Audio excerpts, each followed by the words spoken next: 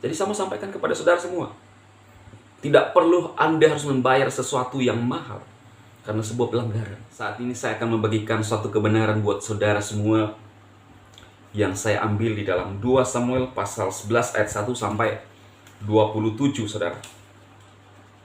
Di sini diceritakan tentang Daud dan Bathsheba. Saudara bisa membaca sendiri di rumah karena kalau saya baca ini agak panjang ya. Jadi kalau saudara membaca kisah ini, di mana kisah Daud, bagaimana Daud mengambil Bathsheba sebagai istrinya, padahal Bathsheba punya suami, saudara. Bagaimana kisahnya, saudara? Pada saat diceritakan pada saat akhir tahun, biasanya raja-raja Israel beserta Daud dan orang-orangnya berperang, maju untuk berperang. Tetapi kali ini Daud tinggal sendiri. Dan pada saat di atas sotos tanahnya, saudara, dia melihat seorang perempuan yang lagi mandi. Lalu penasaran, bertanya, siapa perempuan itu?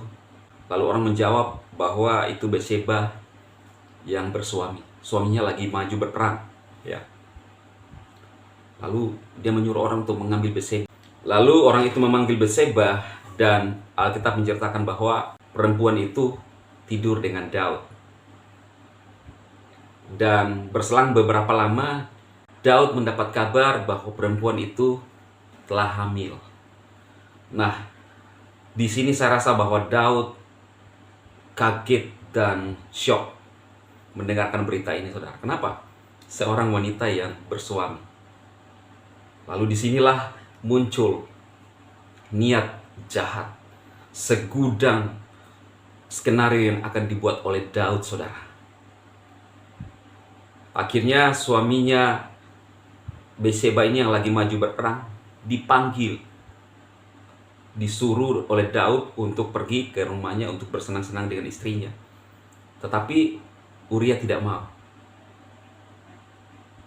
Dia tidak mau dengan alasan bahwa masa saya mau bersenang-senang dengan istri saya sedangkan rekan-rekan saya berperang lagi dalam pertempuran. Daud mencoba menggunakan cara agar bisa pergi tidur dengan istrinya, bisa pergi bersenang-senang dengan istrinya, tetapi tetap Uria tidak mau, saudara. Sampai akhirnya, karena mungkin Daud sudah kehabisan akal, dia harus menerima dan menyuruh Uria pergi kembali ke pertempuran dengan membawa surat. Surat ini ditujukan kepada Yoab yang isinya bahwa Uria ini harus kamu tempatkan di barisan paling depan pada saat terjadi pertempuran. Ini pesan kepada Yoab. Jadi yang bawa surat itu sendiri adalah Uria. Bayangkan, saudara, otak dari Daud yang begitu mulai jahat, ya, mengambil istri orang, kemudian membunuh suaminya. Dia otak daripada pembunuhan, saudara. Dan itu adalah suatu kejahatan yang keji. Kalau sekarang kasusnya itu, kalau hukumannya itu seumur hidup, bahkan bisa hukuman mati, ya. Nah, akhirnya terjadilah seperti yang dikehendaki oleh Daud, saudara. Uria mati di medan pertempuran, dan akhirnya Bathsheba diambil Daud sebagai istrinya, ya. Tetapi cara Daud untuk mengambil istri daripada Uria ini atau Bathsheba ini salah, saudara, karena masih dalam status istri orang, ya kan? Kita tidak tahu kenapa bisa Daud melakukan seperti ini, saudara. Apakah mungkin sudah pernah melihat perempuan ini mandi sebelumnya, kemudian dia mulai memikirkan bahwa ketika nanti berperang saya akan tinggal, lalu saya memanfaatkan situasi ini? Kita tidak tahu. Saya tidak berani untuk mengatakan yang itu kepada Anda, apakah terjadi seperti itu. Tetapi intinya biasanya seorang berbuat dosa karena dia sudah ada rancangan dalam hatinya. Kalau saya bilang, kita sudah menandai, ya, sudah ada istilahnya, sudah ada niat jahat di dalam hati kita, maka mulai menyusun segala cara, tidak lagi mau pergi berperang karena dia mau memanfaatkan situasi. Nah, bisa, tetapi tidak selalu demikian. Banyak faktor. Nah, namun saudara, yang saya mau sampaikan di sini, adalah suatu pesan buat kita bahwa jangan memanfaatkan orang lain di dalam posisi apapun Anda saat ini.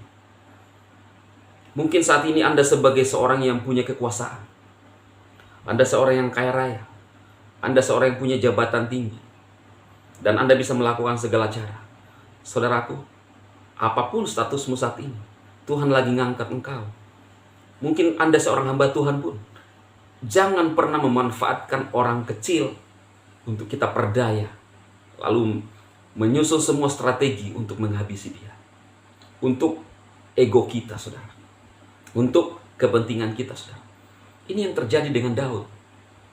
Mengambil istri Uria, istri orang, dijadikan istri.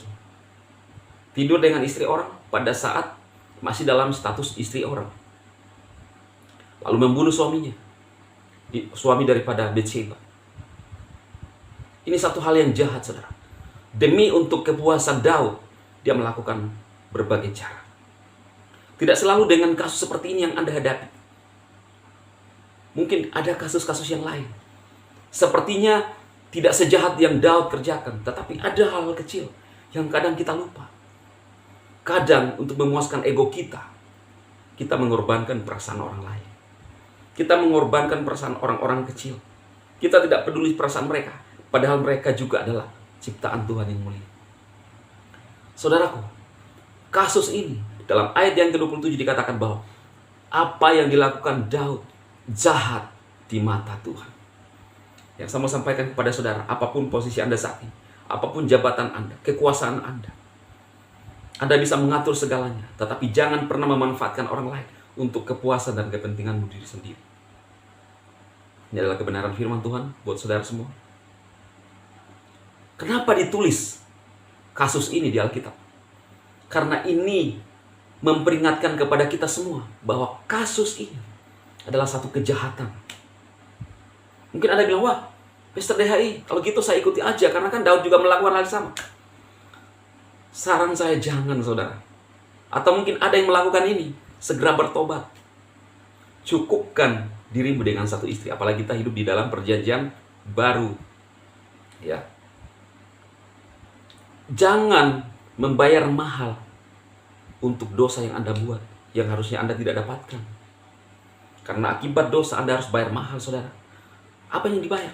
Rasa malu. Rasa mungkin turun jabatan. Atau Anda tidak mendapatkan apa-apa. Sesuatu dosa yang harus kita bayar itu sangat mahal, saudara. Jadi saya mau sampaikan kepada saudara semua. Tidak perlu Anda harus membayar sesuatu yang mahal karena sebuah pelanggaran. Hiduplah di dalam kebenaran. Kuasai hatimu, saudaraku. Jangan sampai terjadi seperti yang Daud lakukan. Sangat jahat, keji di mata Tuhan. Itu sebabnya di judul thumbnail ini, saudara, saya memasang judulnya ya, seorang yang melihat perempuan mandi. Saya akan menceritakan kisah Daud di dalam video ini, saudara. Semoga firman Tuhan ini menjadi awasan buat saudara semua, siapapun yang melihat video ini. Kalau mungkin ada yang saudara yang mengalami seperti ini, segera bertobat dan kembali kepada Tuhan. Anda mulai menyeleweng dari istri Anda. Anda mulai menyeleweng dari suami Anda. Kembalilah kepada pasanganmu yang semula, saudara. Dan damai sejahtera Tuhan, damai sejahtera Elohim akan ada dalam hidup. Saya percaya saudara semua yang mendengarkan firman Tuhan ini dijamah dan ditolong oleh Tuhan, sehingga kita menjadi orang-orang yang setia, hidup dalam kebenaran sampai Tuhan datang yang kedua kali. Amin.